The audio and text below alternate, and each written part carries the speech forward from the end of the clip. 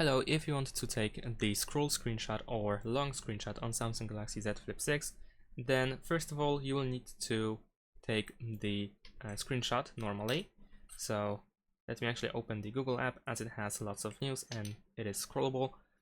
And I'm gonna take the screenshot in the normal way, so you can use, for instance, the power button and volume down button at the same time in order to capture the screenshot. And now over here we have these two arrows icon.